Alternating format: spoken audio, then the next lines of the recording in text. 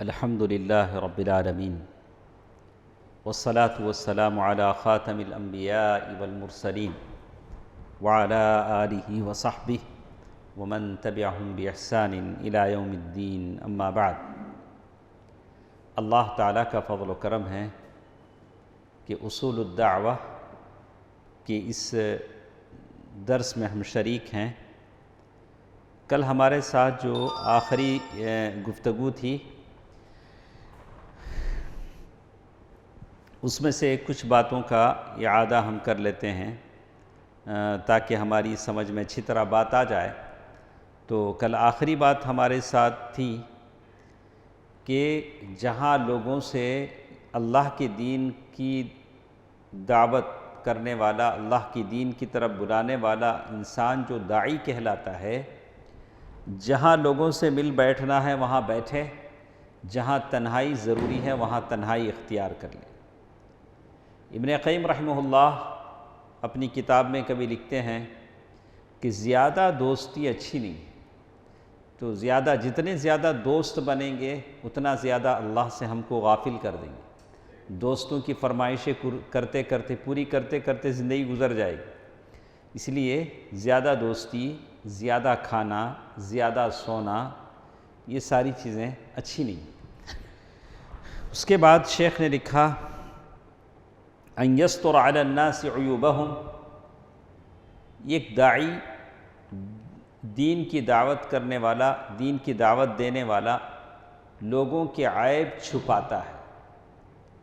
لوگوں کے عیب چھپانا، جیسے اللہ کے نبی صلی اللہ علیہ وسلم نے حدیث میں فرمایا لا یستر عبد عبدا فی الدنیا الا سترہ اللہ یوم القیامہ، کوئی بندہ کسی بندے کے عیب کو چھپاتا ہے تو اللہ حشر کے دن اس کے عیب کو چھپائے گا۔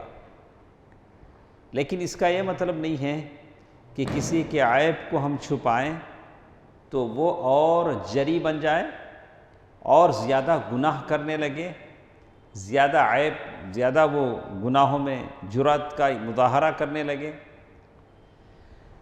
تو عیب کو چھپانے کا مطلب یہ ہے کہ لوگوں سے چھپائیں لیکن اسے بتائیں کہ آپ یہ غلطی کر رہے ہیں۔ تو اگر کسی کو ہم غلطی کو نہ ٹوکیں تو وہ اور جری بن جائے گا اور زیادہ گناہ کرے گا۔ اللہ کے نبی صلی اللہ علیہ وسلم، اللہ تعالیٰ نے قرآن مجید میں فرمایا ان الذین یحبون ان تشیع الفاحشہ، وہ لوگ جو چاہتے ہیں کہ فحش، فجور پھیلے۔ آج لوگ کیا کرتے ہیں، ایک آدمی غلطی کرتا ہے، اس غلطی کو سوشل میڈیا میں یا تم نہ معلوم کیا ہوا کہ یہاں سے شروع کرتا، اسے بولا، ان کو بولا۔ تو یہ پوسٹ مین ہے، یہ کیا کرتا ہے، کوریئر ہے، جو عیب کو کیا کرتا ہے لوگوں کے سامنے پھیلا۔ شاید اللہ تعالیٰ معاف فرمائے اس آدمی کو جس نے وہ غلطی کی، اس سے بڑھ کر گناہ یہ پھیلانے والا کرتا ہے، یہ جو وائرل کرتا ہے نہیں، اس کی غلطی بڑھ جاتی ہے۔ اللہ تعالیٰ نے ایسے لوگوں کے بارے میں کہا لہم عذاب علیم فی الدنیا والآخرہ، ان کے لیے دنیا میں بھی دردناک عذاب ہے اور آخرت میں بھی دردناک عذاب ہے۔ کن کے لیے؟ جو برائیوں کو وائرل کرتے ہیں۔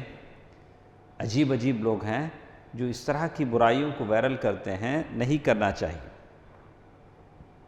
اس کے بعد ایک اور چیز شیخ نے یہاں ذکر کیا، 11ویں چیز، ایک داعی کیسے ہونا چاہیے کہ لوگوں کے رتبے کے مطابق ان کو وہ جگہ دے۔ مطلب چھوٹا بچہ ہے، اس کا کیا مقام ہے وہ مقام دے۔ ایک بوڑھے بزرگ آدمی ہیں، ان کو جو مقام دینا ہے وہ مقام دیں۔ اللہ کے نبی صلی اللہ علیہ وسلم نے فرمایا، عائشہ ام المؤمنین عائشہ رضی اللہ تعالیٰ عنہ فرماتی ہیں امرنا رسول اللہ صلی اللہ علیہ وسلم ان ننزل الناس منازلہم، اللہ کے نبی صلی اللہ علیہ وسلم نے ہم کو حکم دیا کہ ہم لوگوں کو ان کی قدر و منزلت کے مطابق ان کی جگہ رکھیں، اسٹیٹس، یعنی آدمی کی جو یہ ہے اس حساب سے۔ اللہ کے نبی صلی اللہ علیہ وسلم یہی فرماتے ہیں لیس منا من لم یرحم صغیرنا، وہ آدمی ہمارے میں سے نہیں ہیں جو چھوٹوں پر رحم نہ کرے۔ چھوٹوں پر کیا کرنا؟ رحم کرنا۔ وَيَعْرِفْ شَرْفَ كَبِيرِنَا، اور ہماری مسجد میں کوئی بزرگ آدمی ہیں، بڑے ہیں، متولی ہیں، ان کی کیا کرنا؟ عزت کرنا۔ تو کیوں آپ لوگوں کو ہنسی آ جاتی ہے؟ مجھے سمجھ میں نہیں آتا۔ تو بھئی کیسے بھی ہو وہ کیا ہیں؟ بڑے آدمی ہیں، ان کی قدر آپ کو کرنی چاہیے، عزت کرنی چاہیے۔ اللہ تعالیٰ نے ان کو عزت دی ہے، آپ ان کی عزت کریں۔ اچھا، وقال صلی اللہ علیہ وسلم، اللہ کے نبی صلی اللہ علیہ وسلم نے اور بھی فرمایا، ان من اجلال اللہ تعالی اکرام ذی الشیبۃ المسلم، جو مسلمان بوڑھا ہو گیا ہے اس کی عزت کرنا اللہ کے اجلال میں سے ہے، تکریم میں سے۔ یعنی جو لوگ بوڑھے ہو گئے، جن کے بال سفید ہو گئے، ان کی کیا کریں؟ آپ عزت کریں، تکریم کریں۔ وحامل القرآن، قرآن کا جو حافظ ہے اسے بھی کیا کریں؟ آپ عزت کریں۔ ماشاءاللہ، حامل قرآن کا حافظ کا مطلب کم از کم اسے ترجمہ آتا ہو۔ ایک آدمی رٹ لیا ہے صرف تو اس کا یہ نہیں ہے، تو کم از کم اس کے معنی کو، مفہوم کو سمجھتا ہو۔ وَإِكْرَامِ ذِي السُّلْطَانِ الْمُقْسِطِ، اور اسی طرح وہ بادشاہ جو انصاف پسند بادشاہ ہو اس کی بھی آپ کیا کرنا چاہیے؟ عزت کرنا چاہیے۔ تو شکیب صاحب، ہم پڑھ رہے تھے ایک داعی کیا کرتا ہے؟ ہر آدمی کو اس کے مرتبے کے مطابق عزت کرتا ہے۔ مرتبے کے مطابق کا مطلب جیب جتنا وزنی ہے اتنا نہیں۔ اب اکرم صاحب ہیں، یہ محلے کے سیٹ ہیں، ان کی زیادہ عزت۔ اب کوئی اور صاحب غریب ہیں، وہ کتنے علم والے، وقار والے، بزرگ والے بھی ہوں تو عزت نہیں، کئی کو نہیں، جیب بھاری نہیں۔ تو ہم عزت کس کی کر رہے ہیں؟ جیب کی کر رہے ہیں۔ تو یہ عزت مراد نہیں، یہ عزت مراد نہیں ہے۔ عزت کا مطلب ہے کہ آدمی کی عمر کے حساب سے اس کے وقار اور اس کی بزرگی، اس کا تقوی، طہارت کے حساب سے آپ کیا کریں؟ اس کی عزت کریں۔ اس کے بعد ایک اور چیز جو ہمارے ساتھ ہے، بہت ضروری ہے۔ کیوں شعیب صاحب؟ وہ کیا چیز ہے؟ 12ویں چیز شیخ نے ذکر کیا، آپ اگر داعی ہیں، آپ دین کی دعوت دیتے ہیں، تو دوسرے بھی جو داعی ہیں ان کے ساتھ آپ کا کنیکٹ اچھا ہو، آپ کا سلوک کیا ہو؟ اچھا ہو۔ آج لوگ کیسے ہیں بولے تو، پورے دنیا میں میں اکیلا ہی داعی ہوں، میں اکیلا کام کرتا ہوں، باقی سب لوگ کیا کر لے کو ہیں؟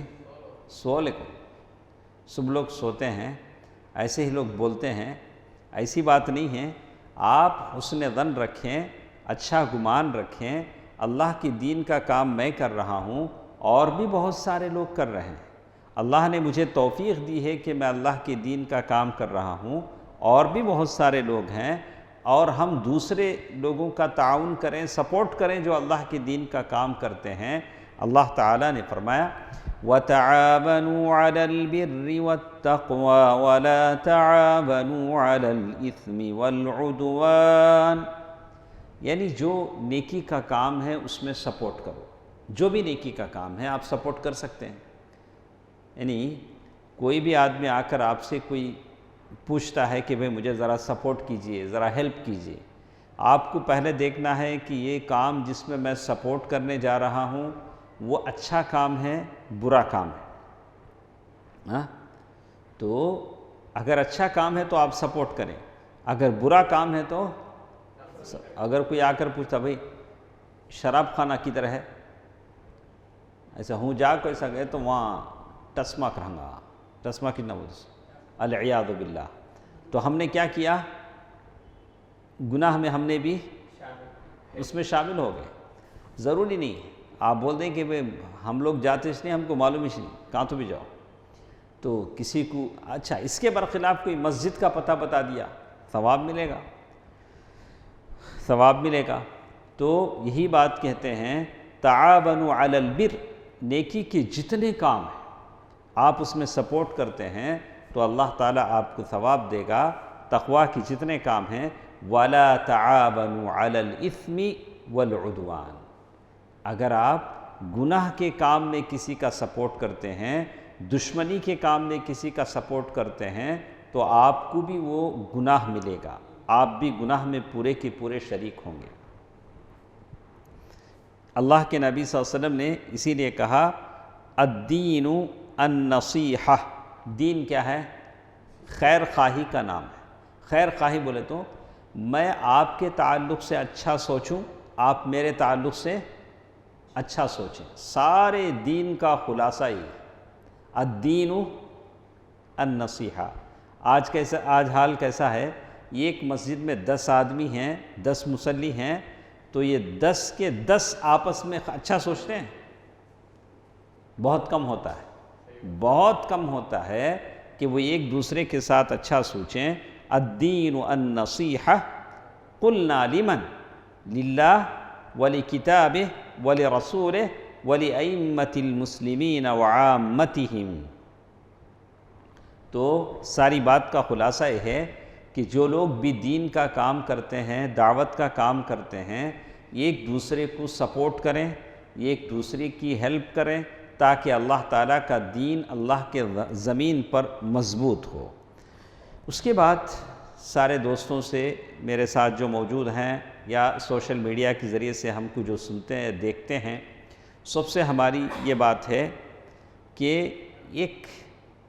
ایک اچھے دین کی دعوت کرنے والے کی نشانی کیا ہے، ایک داعیہ کی نشانی کیا ہے؟ تو 3 باتیں کہاں، اچھا نوٹ کر لیں اکرم بھائی آپ، 3 باتیں کیا ہیں؟ تعلیمہم العلوم الاسلامیہ الکافیہ، جو آدمی دعوت کا کام کرتا ہے سامنے والے کو اسلامی تعلیمات سکھاتا ہے، سامنے والے کو سکھائے گا کہ اسلامی عقیدہ کیا ہے، وضو کیسا بنایا جاتا ہے، نماز کیسے پڑھی جاتی ہے، اسلامی لباس کیسے ہوتا ہے، وہ ساری باتیں سکھاتا ہے۔ وَتَسْلِيمُهُمْ بِجَمِيعِ الْمُسْتَلْزِمَاتِ الدَّعْوِيَّةِ، اور ساتھ ساتھ آپ جب دین کا کام کریں گے تو دعوت کی زندگی میں جتنے چیزوں کی ضرورت ہے وہ ساری کی ساری چیزیں آپ کے ساتھ ہونی چاہیے۔ آپ کو لینگویج آنی چاہیے سامنے والے کو سمجھانے کے لیے، کتابیں آپ کے ساتھ ہونی چاہیے، سامنے والے کو کتابیں دینا ہے، جس طریقے سے بھی آپ دین کی دعوت کر سکتے ہیں وہ ساری چیزیں آپ کے پاس۔ نمبر 2، العنایۃ بصحبتہم للعلماء والدعاة والمربین، ساتھ ساتھ دین کی دعوت کرنے والے علماء کے ساتھ رہیں، دعات کے ساتھ رہیں۔ اس سے کیا ہوگا؟ آپ اس کے تجارب سے فائدہ اٹھا سکیں گے۔ آج جتنے بڑے بڑے برادرز ہیں یہ تو پہلے یہ علماء کے ساتھ جاتے نہیں، علماء کے ساتھ جائیں گے تو ان کی قدر کیا ہو جائے گی، ایسا سوچتے ہیں، حالانکہ وہ سارا سیکھتے علماء سے ہی ہیں، علماء سے ہی سیکھتے ہیں، علماء کے تجربوں سے سیکھتے ہیں۔ نمبر 3، تعمیق الاخوۃ الایمانیہ بین الدعاة، جیسے ہم نے بتایا کہ جتنے داعی لوگ ہیں سب کا آپس میں گہرا تعلق ہونا چاہیے۔ اگر ایسا نہیں ہوگا تو کیا ہوگا؟ میں دین کی دعوت کا کام کروں گا اور دوسرا جو داعی ہے اس کے خلاف کچھ بھی بولوں گا، ارے وہ لوگ کیا کرتے، ان کو کیا آتا بھائی، الٹا سیدھا دعویٰ کرتے ہیں، ایسا بولیں۔ وَتَشَاوُرِهِمْ وَتَعَاوُنِهِمْ، تو یہ جو دعات ہیں سارے کے سارے آپس میں ایک دوسرے سے مشورہ کریں تاکہ اللہ تعالیٰ کا دین صحیح طریقے سے زمین پر کیا ہو سکے، پھیل سکے۔ یہ کچھ باتیں تھیں داعی کے تعلق سے۔ داعی کون ہیں؟ کہاں رہتے انہوں؟ آپ ہیں، ہم ہیں، تو پہلے آپ ہیں، بازو والے کی طرف اشارہ کرنے سے پہلے یہ کہیں کہ پہلے آپ ہیں۔ یہ اور بات ہے کہ اب ہم جاتے نہیں ہیں لیکن جانا چاہیے۔ تو یہ ایسا فریضہ ہے جس سے کبھی بھی چھٹکارا مل نہیں سکتا، 1000 بہانے ایک طرف ہوں لیکن یہ راستہ ایسا ہے جیسے آپ کے بدن کے لیے کپڑوں کی ضرورت ہے، آپ کو کھانے پانی اور آکسیجن کی ضرورت ہے، ویسے ایک مسلمان کو اللہ کی دین کی دعوت کی ضرورت ہے۔ اسے آپ کبھی بھی ایکسکیوز نہیں کر سکتے، کبھی بھی اس سے آپ کو چھٹکارا نہیں مل سکتا ہے۔ یہ دیکھیے، اس کے بعد ایک اور چیز دعوت کے میدان میں یہ بھی بہت اہم بات ہے، کیا شکیب میاں، اس کو بہت آپ نوٹ کریں۔ دعوت کے میدان میں ایک تو داعی ہوتا ہے جو لوگوں کو دین کی طرف بلاتا ہے، تو کسے بلائے گا وہ؟ دیوار کو، جھاڑ کو، پتھر کو؟ مدعو۔ کسے بلائے گا؟ مدعو بولے تو کوئی بھی ہو سکتا۔ ایک تو داعی ہوگا، دوسرا ہم لوگ پڑھ چکے ہیں، جو پڑھ چکے ہیں اسی کو ہم ریوائز کر رہے ہیں، آپ اتنا سمجھے تو بس۔ ایک تو داعی ہوگا، دوسرا ہوگا مدعو۔ مدعو جس کو ہم دعویٰ کرتے ہیں، جس کو ہم کیا کرتے ہیں؟ دعویٰ کرتے ہیں۔ من توجہ الیہ الدعوہ، جس تک ہمارا پیغام پہنچتا ہے۔ وہ کون ہو سکتا ہے؟ درخت، پتھر، کون ہو سکتا ہے؟ انسان۔ انسان کوئی بھی ہو سکتا ہے، انسان چاہے نزدیک ہو دور ہو، نزدیک ہے تو فزیکلی، دور ہو تو آن لائن میں، کوئی بھی ہو سکتا ہے۔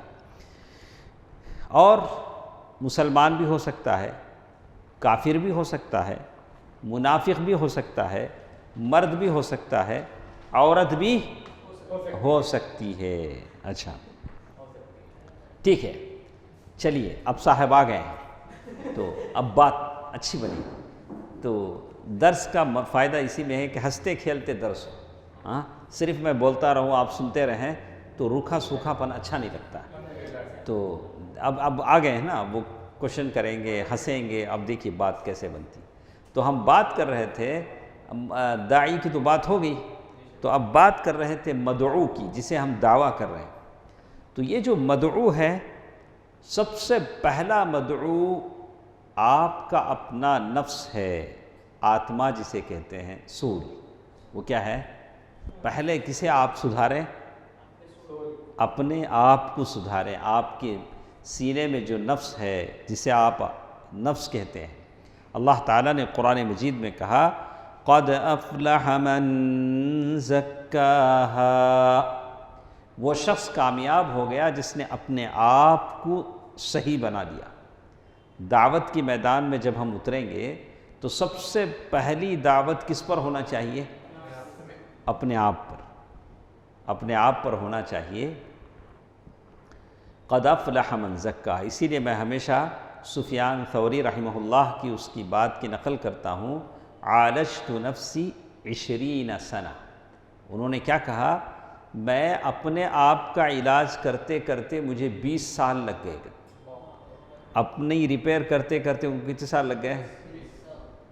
کیوں بولے تو آپ آئیڈیل ہیں، آپ دعوت کے میدان میں جائیں گے تو لوگ دیکھیں گے کہ توصیف کیسے ہیں، شکیب کیسے ہیں، سہیل یا شعیب کیسے ہیں، ساری باتیں دیکھیں گے، تو ساروں کو آپ کو بتانا پڑے گا کہ کیسے کیسے لوگ ہیں۔ تو کہتے ہیں یہ تو پہلا مدعو کون ہے؟ پہلے دعوت کسے کریں گے؟ اپنے آپ۔ ہاں اس کے بعد اکرم میاں دیکھو، یاد آیا، سہیل کو فون کر لیں، ہاں تو یاد، دوسری چیز یاد آیا کہ اب سیکنڈ نمبر پر اپنے گھر والے، اپنے بچے۔ اب مدعو کون ہیں؟ گھر والے اور بچے۔ جیسے قرآن نے کہا وَأْمُرْ أَهْلَكَ بِالصَّلَاةِ وَاصْطَبِرْ عَلَيْهَا، اپنے گھر والوں کو نماز کا حکم دو اور خود بھی اس پر کیا کرو؟ جمے رہو۔ پہلا مدعو کون؟ اپنے آپ۔ دوسرا گھر والے اور اپنے بچے، ضروری ہے۔ ثم جميع الاقارب والارحام الاقرب فالاقرب، اس کے بعد سارے رشتہ دار، قریبی لوگ، ریلیٹیوز، جو جتنا قریب ہے اتنا زیادہ آپ کو دعویٰ کرنا پڑے گا، تاکہ کل آپ بازار میں نکلیں گے دعویٰ کرنے کے لیے، کوئی آپ کو نہ کہے کہ بھیا پہلے اپنے گھر والوں کو سنبھالو بعد میں بازار میں نکلو۔ تو پہلے آپ کیا کریں؟ جتنا ہو سکے پہلے کیا کریں؟ اپنے گھر والوں کو سنبھالیں، اپنے بیوی بچوں کو سنبھالیں، کہیں کوئی اعتراض نہ کر سکے، اپنی گھر کی فکر لو، بعد میں سارے گاؤں کی فکر لو۔ اچھا ٹھیک ہے، اللہ تعالیٰ نے قرآن مجید میں کہا وَانذِرْ عَشِيرَتَكَ الْأَقْرَبِينَ، سب سے پہلے اپنے قریبی رشتہ داروں کو ڈراؤ۔ پہلے اپنے آپ کو، دوسرا بیوی بچوں کو، تیسرا سارے رشتہ داروں کو، ثم یعم الامر الجیران وغیرہم من الناس، اس کے بعد جتنے آپ کے نیبرس ہیں، جتنے لوگ ہیں، سب کو آپ دین کی طرف بلائیں گے، جیسے قرآن نے کہا وَمَا أَرْسَلْنَاكَ إِلَّا رَحْمَةً لِلْعَالَمِينَ، آپ سارے جہانوں کے لیے رحمت بن کر آئے۔ تو اللہ کے نبی صلی اللہ علیہ وسلم کے بحیثیت امتی اب آپ سارے لوگوں کو دعویٰ کریں گے، لیکن اس سے پہلے کسے کرنا ہے؟ اپنے آپ کو ہرگز نہیں بھولیں، اپنے آپ کو ریپیئر کرنا ہرگز نہیں بھولیں۔ ایسا نہیں ہوگا کہ آپ کٹے پھٹے، ادھر لوز ادھر لوز، آپ وہاں ٹیبل پر پہنچیں زور سے اعلان کر رہے ہیں ایسا کرو ایسا کرو۔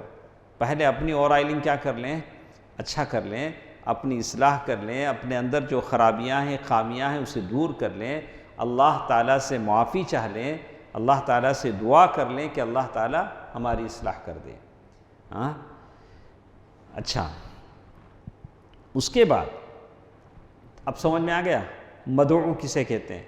جسے آپ دین کی دعوت دیتے ہیں، وہ انسان ہوتا ہے، مرد ہو سکتا ہے یا عورت ہو سکتا ہے، قریبی ہو سکتا ہے دور ہو سکتا ہے، اور وہ مدعو سب سے پہلے آپ کا اپنا نفس ہے، اس کے بعد آپ کی بیوی بچے ہیں، اس کے بعد اس سے قریب لوگ ہیں، اس کے بعد ساری دنیا کے لوگ آپ کے لیے مدعو ہیں، آپ داعی ہیں۔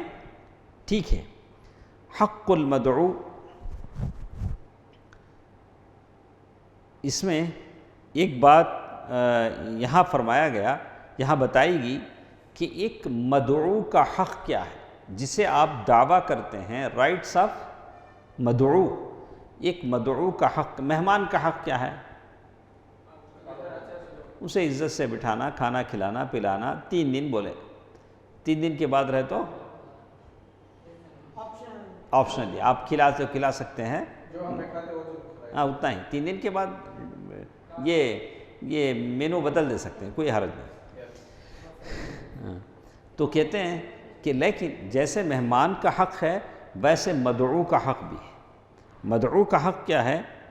ان یقصدوا ویدعوا او یرسل الیہم والا تکون الدعوى لهم عرضا او مصادفہ، کہ ہم مدعو کو دعویٰ کریں اور دعویٰ ایسے کریں کہ دعویٰ مصادفہ نہ ہو۔ مصادفہ کا معنی رستے میں ملے تو دعویٰ کر ڈالے، نہیں ملے تو نہیں، ملے راہ میں کعبہ تو سلام کر لیا کرو، رستے میں آئے تو ذرا ہنسے، اچھا السلام علیکم، یہ رستے والی بات نہیں ہونی چاہیے۔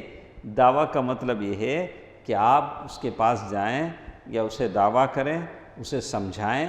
ہاں، کما ان من حقوقہم ان یحرص علیہم جمیعا،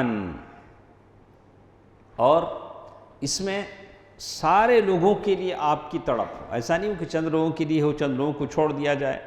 وما كنا معذبین حتی نبعث رسولا، اللہ تعالیٰ نے بھی کہا کہ ہم اس وقت تک کسی کو عذاب نہیں دیتے جب تک ہم ان کے لیے رسول بھیج نہیں لیتے ہیں۔ تو آپ نے سورہ عبس پڑھا ہوگا، عبس وتولی ان جاءہ الاعمی وما یدریک لعلہ یزکی او یذکر فتنفعہ الذکری۔ اللہ کے نبی صلی اللہ علیہ وسلم کے پاس وہ نابینا صحابی آئے، عبداللہ ابن ام مکتوم، اور اللہ کے نبی صلی اللہ علیہ وسلم کے پاس بڑے بڑے مکے کے سردار، پٹیل، وڈیرے، یہ سارے بیٹھے ہوئے تھے، بات چیت چل رہی تھی۔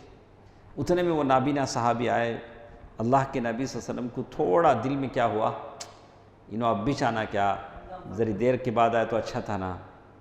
تو اللہ تعالیٰ نے کہا کہ نہیں، عبس وتولی، آپ نے منہ بسور لیا، آپ نے منہ پھیر لیا، ان جاءہ الاعمی، کہ ایک نابینا آ گیا، وما یدریک، آپ کو کیا معلوم، لعلہ یزکی، شاید وہ پاکیزگی اختیار کرے۔ ان لوگوں سے بہتر کون ہے؟ وہ آدمی، وما یدریک لعلہ یزکی۔ تو یہ اللہ کے نبی کے لیے نہیں، آج کے علماء کے لیے، بڑے بڑے شیخوں کے لیے بھی یہ پیغام ہے۔ آج ہمارے بڑے بڑے لوگ کیا کرتے ہیں، مفتیان عظام، مشائخ کرام، ہمیشہ بڑے لوگوں کی طرف ہی دیکھتے رہتے ہیں، چھوٹے چھوٹے لوگوں کے ساتھ بیٹھنا، ان کی باتیں سننا، ان کے سوالوں کا جواب دینا، ان کو بھی تھوڑا کیا سب سے زیادہ انہی کی طرف خیال کرنا چاہیے، اس لیے کہ دین پنپتا ہے تو چھوٹے ہی لوگوں کی مدد سے پنپتا ہے۔ اللہ کے نبی صلی اللہ علیہ وسلم کے قافلے میں جہاں بڑے لوگ تھے، ابو بکر تھے، عثمان تھے، تو وہی اس قافلے میں زید بن حارثہ رضی اللہ تعالیٰ عنہ بھی تھے، اور اسی قافلے میں علی بن ابی طالب بھی تھے، اور اسی قافلے میں خباب بن ارت بھی تھے، اسی قافلے میں بلال بن رباح بھی تھے۔ تو یہ دین انہی کمزور لوگوں سے پنپتا ہے، وہی طاقت اور حوصلے کا ذریعہ بنتے ہیں، اللہ تعالیٰ انہی سے مدد کرتا ہے انبیاء کی۔ تو کہتے ہیں لیکن جن لوگوں کو اللہ نے دولت دی ہے ان سے مستغنی نہیں ہوا جا سکتا۔ اللہ کے نبی صلی اللہ علیہ وسلم کی دین کے لیے ام المؤمنین خدیجہ رضی اللہ تعالیٰ عنہ نے سارا مال خرچ کر دیا، اور عثمان رضی اللہ تعالیٰ عنہ نے کتنی مرتبہ فوج کے لیے سارا سامان دے دیا، 100 اونٹ، نکیل باندھے اونٹ دے دیا۔ ابو بکر رضی اللہ تعالیٰ عنہ نے گھر کا سارا سامان لا کر رکھ دیا۔ تو بہرحال توازن ہونا چاہیے، بیلنس کے ساتھ آگے بڑھنا چاہیے، یہ سارے اسباب ہیں، اس کو استعمال کریں۔ ایک اور چیز جس کے بارے میں کہتے ہیں واجب المدعو، ایک مدعو کا حق ہم نے پڑھ لیا۔ اچھا، مدعو پر کیا ضروری ہے؟ مدعو پر ضروری ہے کہ جب اس کو دین کی طرف بلایا جائے تو دوڑتے ہوئے آ جائے، یا ایھا الذین آمنوا استجیبوا للہ وللرسول اذا دعاکم لما یحییکم، اے ایمان والو جب اللہ اور اس کا رسول تمہیں بلائے تو آ جاؤ، دوڑتے ہوئے آ جاؤ۔ ہمیں دوڑتے ہوئے جاتے کتنے بار اذان ہوتی مسجد میں؟ سمجھ میں نہیں آتا۔ مسجدوں میں جو اذان ہوتی ہے یہ اللہ اور اس کے رسول کی پکار ہے۔ کتنے لوگ ان اذانوں پر لبیک کہتے ہیں، بیچارے ہمارے کیا نام ان کا؟ مولانا صاحب، ان کا نام بولو۔ اسحاق بھائی، ماشاءاللہ، کتنی مرتبہ اذانیں دیتے ہیں، اللہ کا پیغام بلند کرتے ہیں۔ اتنا تو مسلم ہے کہ حشر میں ان کی گردنیں لمبی ہوں گی، ان کے لیے منابر من نور، نور کے ممبر اللہ تعالیٰ بچھائے گا، یہ تو مسلم ہے۔ لیکن وہ اذانیں سن کر نہیں آنے والوں کا کیا انجام ہوگا؟ اور ان کی تو بشارتیں ہیں کہ اللہ اکبر کی صدائیں جتنی جگہ جائیں گی وہاں کا پتہ پتہ ریزہ ریزہ گواہی دے گا کہ انہوں نے اسحاق بھائی نے مسجد میں اذان دی ہے۔ صحیح ہے، اس کا ثواب ان کو مل جائے گا۔ لیکن جو لوگ اذان سن کر اور بھی اوڑھ کے سو جاتے ہیں، کانوں میں اذان آئے تکیہ رکھ کے دبا دیتے ہیں، اب ان کا کیا بنے گا؟ اللہ کے پاس وہ کیا جواب دیں گے؟ اور مجھے کبھی تعجب بھی ہوتا ہے کہ مسجدوں میں جو اذانیں ہوتی ہیں وہ ہمارے لیے تو ہوتی ہیں، وہ اذان سن کر کوئی وہ دوسرے قوم کے لوگ تو نہیں آئیں گے۔ ہم لوگ تو گھنٹیاں سن کر جاتے نہیں، تو گھنٹی کنٹینیو بجتی رہتی، وہ مشین سے بجتی، آدمی بجاتا نہیں معلوم۔ تو جب بھی میں روم میں جاتا ہوں ادھر دیوار کے پرے گھنٹی کی آواز کنٹینیوس آتی ہے۔ میں بتاؤں یہ مشین سے بجتی ہے کہ ہاتھ سے بجاتا ہے معلوم نہیں، وہ گھنٹیاں کس کے لیے اللہ بہتر جانتا ہے، لیکن اذانیں تو ہمارے لیے، اذانوں کا جواب ہم کو دینا ہے، مسجدیں ہم کو آباد کرنا ہے۔ تو بہرکیف اس کا جواب اللہ تعالیٰ کے پاس دینا پڑے گا۔ ایسا نہیں ہوگا کہ اللہ تعالیٰ اللہ کی طرف بلانے والا، دین کی طرف بلانے والا مؤذن کی شکل میں مسجد میں اذان دیتا رہے، اس کی اذان بیکار جائے، ایسا نہ ہوگا کہ ہم کو اس اذان کا جواب دینا پڑے گا۔ اللہ تعالیٰ کا قول ہے یا ایھا الذین آمنوا استجیبوا للہ وللرسول اذا دعاکم لما یحییکم۔ ٹھیک ہے، سمجھ میں آیا اب تک؟ مدعو کسے کہتے ہیں ہم نے سمجھ لیا۔ مدعو سب سے پہلا مدعو کون ہوتا ہے؟ ماشاءاللہ، اپنے آپ، اس کے بعد اپنے بیوی بچے۔ ڈرنا نہیں اس میں، بیوی بچوں سے کہنے میں ڈرنے کا نہیں. ارے ہم چاہتے ہیں کہ کبھی اب ہم کسی ہوٹل میں جاتے ہیں تو فیملی پیک ملتا ہے. آدمی کتنا بھی کھائے آتے آتے کہ اس کی کوشش ہوتی ہے بیوی بچوں کو بھی کھلائے, وہاں سے لے کے آئیں. تو آدمی اس کی بھی تمنا کرے کہ میں جنت میں جا رہا ہوں تو میری بیوی بچے بھی جنت میں میرے ساتھ رہیں, وہاں بھی فیملی پیک کے ساتھ جائیں نا. تو آپ اپنے آپ کی سدھار کی فکر کرتے ہیں تو کیوں آپ یہ نہیں سوچتے کہ میری بیوی بھی میرے ساتھ جنت میں ہو, میرے بچے میرے ساتھ جنت میں ہوں, جنت کی نعمتوں میں ہم سیر سپاٹے کریں. متقین علی فرش بطائنها من استبرق وجنى الجنتین دان, وہاں صوفے ہوں گے استبرق ریشم کی بہت ساری چیزیں ہوں گی, اور وہاں ہیرو جواہرات ہوں گے, بڑے بڑے محل ہوں گے, اور اللہ تعالیٰ بڑے بڑے محلات آپ کو دے گا. تو ایسے سوچنا چاہیے. تو اس کے بعد رشتہ دار آپ کی مدعو ہیں اور قریبی رشتہ دار ہیں. وما ارسلناک الا رحمۃ للعالمین. اس کے بعد چلیے ہم پڑھتے ہیں, ہمارے پاس 10 منٹ ہے تو آپ بول دیجئے مجھے. اصناف المدعوین, ٹائپس آف مدعو, کتنے ٹائپس کے آپ کے پاس مدعو ہیں. پہلے تو ہم نے سمجھ لیا کہ اپنا آپ کو, اپنے بیوی بچوں کو, اپنے رشتہ داروں کو, اپنے نائبرز کو, یہ تو ہے. اچھا, اتنی لوگوں میں سے کتنے ٹائپ بن سکتے ہیں؟ ایک ٹائپ ہے, 2 ٹائپ کے تو لوگ ہوتے ہیں, المسلمون او المؤمنون, یا تو آدمی مسلمان یا مومن. مسلمان مومن دونوں کی تعریف الگ الگ ہے. ہر مومن مسلمان ہو سکتا ہے لیکن ہر مسلمان مومن نہیں ہو سکتا. تو کیسے آپ اس کو شارٹ لسٹ کریں گے, کیسے آپ کو الگ الگ کریں گے کہ کون مسلم ہے کون مومن ہے؟ من حیث العقیدہ, عقیدے کے اعتبار سے. من حیث العمل یعنی او الاقتداء والضلال الى الصنفین, یا ہدایت کے اعتبار سے. مینلی تو 2 ہیں, مسلمان اور مومن, یہ 2 تو ہیں. لیکن عمل کے اعتبار سے, اسلام پر چلنے کے اعتبار سے ان کی 3 قسمیں بن جاتی ہیں. مسلمان اور مومن کی کتنی قسمیں بن جاتی ہیں؟ 3 قسمیں.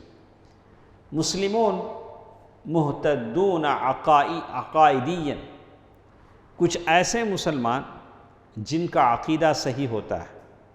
وہ کون ہیں؟ اہل السنہ والجماعہ, جن کا عقیدہ صحیح ہے,